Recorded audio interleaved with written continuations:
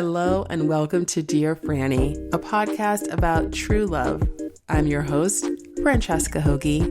Thank you so much for listening. Wonderful to have you here. So it is Valentine's Day weekend at the time that this podcast is coming out. And Valentine's Day is a holiday that can be very triggering for people. It can be very triggering for single people. It can also be very triggering for people who are in relationships. If maybe Valentine's Day doesn't look like the romantic fantasy that you might have, Valentine's Day, it can just be a problem. And for that reason, I am focusing very much on true love this month of February 2022, because to me, true love starts with self-love. And that is the ultimate true love. And that is what enables you, self-love is what enables you to manifest that and co-create that true love relationship. All right, so let me go back a little bit. So what do I mean by true love? So I define a true love relationship as a relationship that has as its foundations mutual respect, emotional and physical intimacy, emotional and physical safety, commitment, and joy. So that's how I define true love.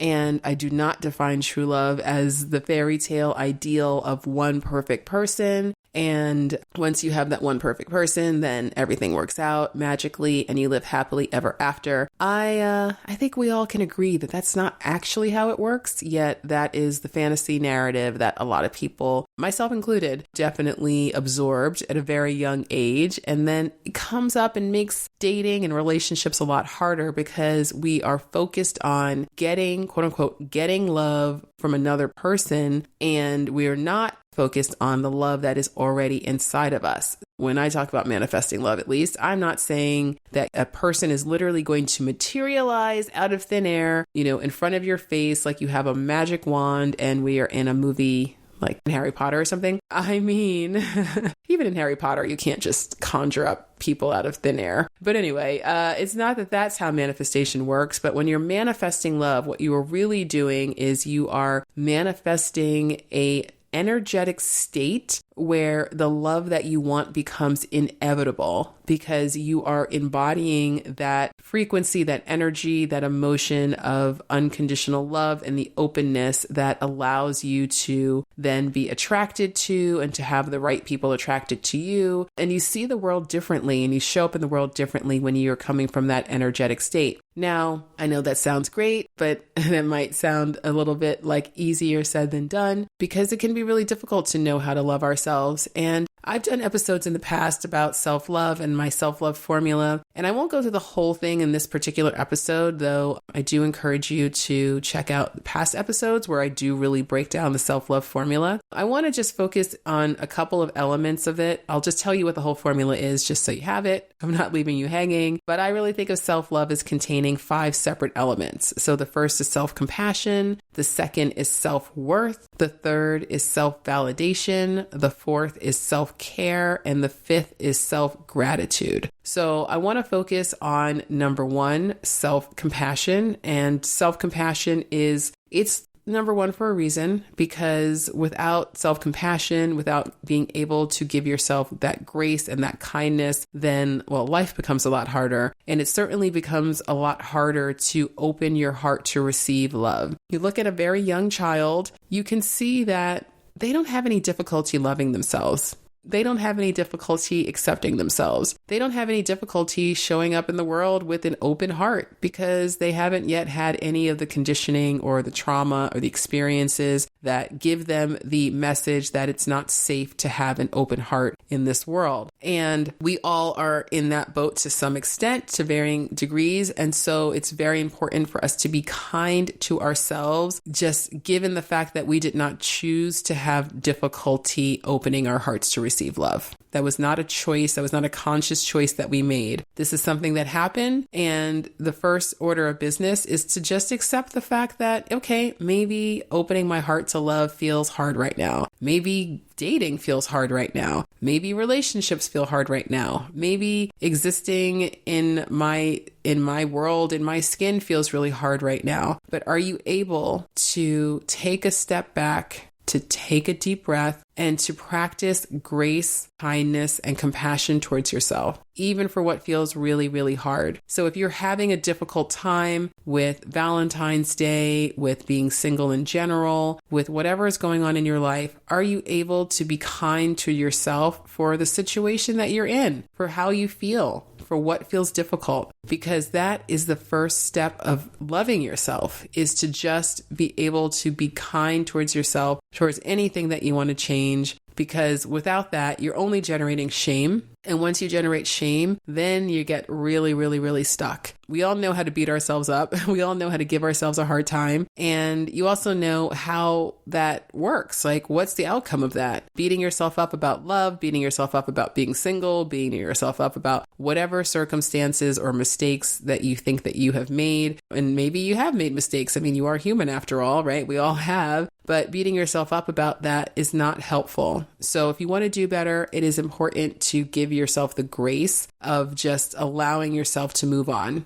You know, going back to how we come into this world, and we can see this in babies and very young children before, too much of the programming of life gets in the way. You can see that they have this unconditional love. Right? We have within us this ability to love ourselves and other people unconditionally. And that is the energy that it is so important to embody that as much as you possibly can. It makes manifesting love so much easier when you're able to embody that energy. And it starts with yourself. So, there are many ways to go about getting into that energetic state, but I want to keep it really simple. So as I said, self-compassion, that's number one. And then the next is self-worth.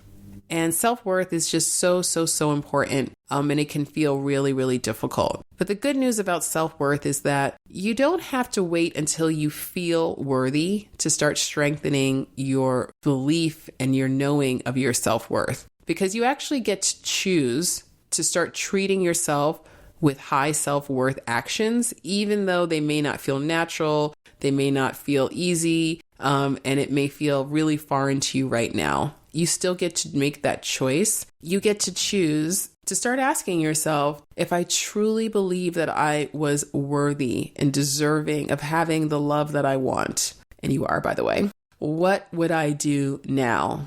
And I want to just say, because you're like, well, what if I don't believe I'm worthy? What if I'm not worthy? What if I don't think I'm attractive enough or a good enough person, or I've made too many mistakes, or fill in the blanks, right? It's just going to be too hard for me for whatever reason. Now, I go back to that baby and ask yourself, and if you have a child in your own life who you can think of, this is really helpful to do this exercise, to have a specific child in mind, but it doesn't have to be a specific child. You can just imagine any young baby in the world and ask yourself, what did that child have to do to be worthy of love? What do you have to do to be worthy of love? Are you willing to accept the possibility that you were born worthy and that there is nothing that can ever diminish your worth? Are you willing to accept that possibility? Because if you are willing to accept that possibility, and I hope you are, then you have the opportunity to start to experiment with, if I truly believed I was worthy of having the love that I wanted, what would I do now? And even if you don't know the answer to that question, you can start to just be a little bit of a detective. You can ask yourself, well, what have I been doing up until now? So if I know that I've been doing XYZ, maybe this is an opportunity for me to start to do something differently. If I know that my knee-jerk reaction is to say, avoid dating altogether, then maybe if I truly believe that I could have the love that I want, I deserve that, then I would actually start to put myself out there, even though that feels uncomfortable, even though I have a story about why I should wait or how I need to be better or, fill in the blank reason. Even though I'm still choosing to take this high self-worth action. Now, this requires a leap of faith of knowing that by taking that action, your feelings will catch up. And the last thing I want to say on this, because this is going to be a shorter episode, but I want to just give a little testimony from my own life, because this is a journey that I have been on and for a long time. And when it comes to dating, you have so many opportunities to practice and to really demonstrate your level of self-worth in your belief in your worthiness. And I had to recognize it, at some point years ago that I wasn't showing up with high self-worth in my dating.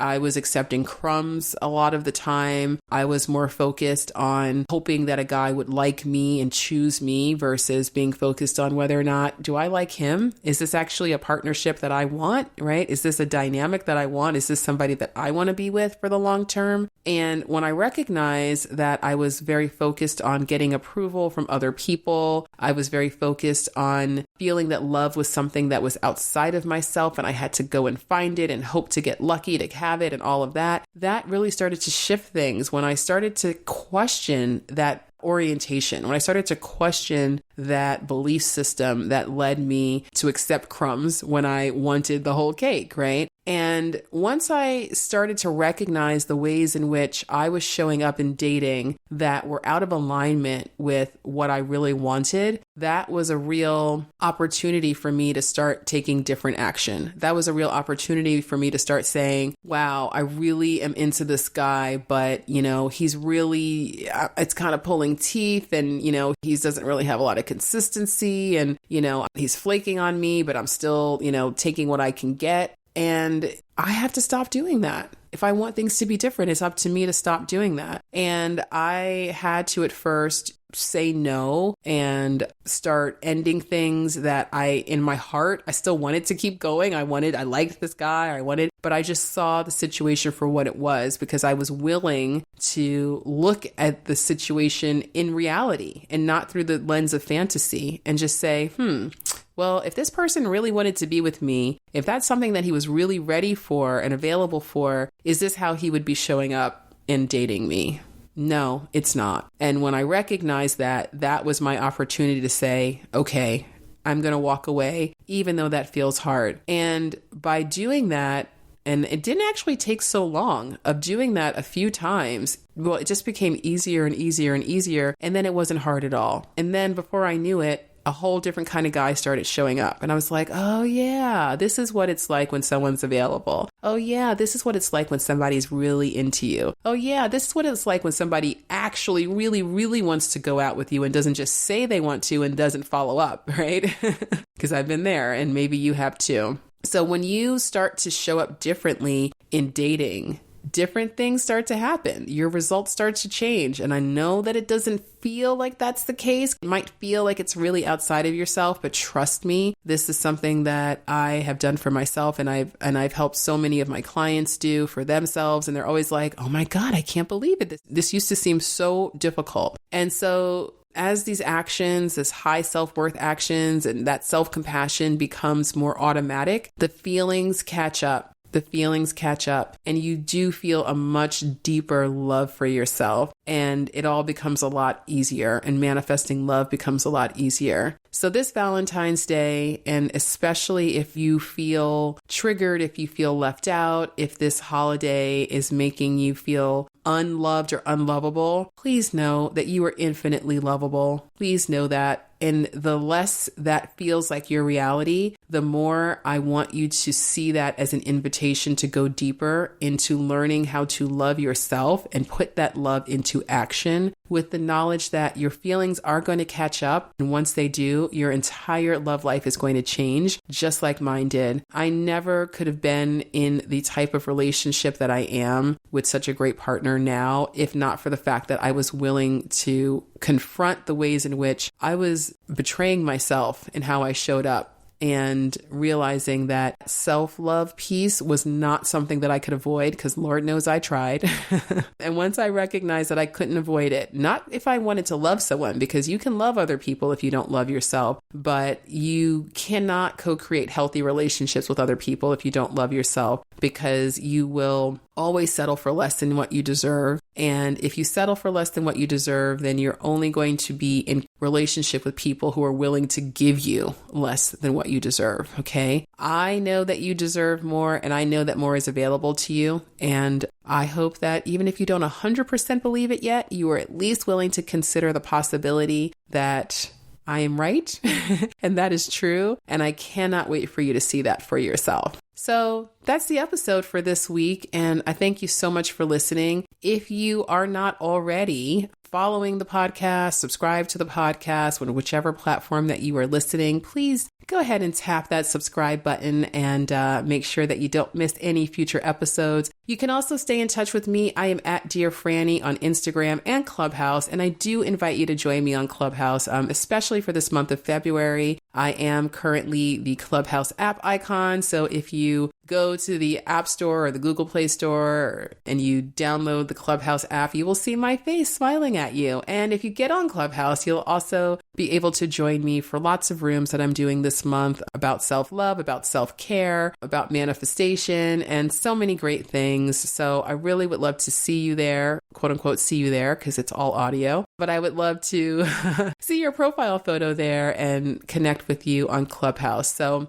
catch me there, everyone. And if you are so inclined, I would also very much appreciate a review, a rating of the podcast. Let me know what you think about it. And thank you again so much for listening. Happy Love Day. Happy Love Month. Happy Love Life. Happy True Love. And until next time, take care. Bye-bye.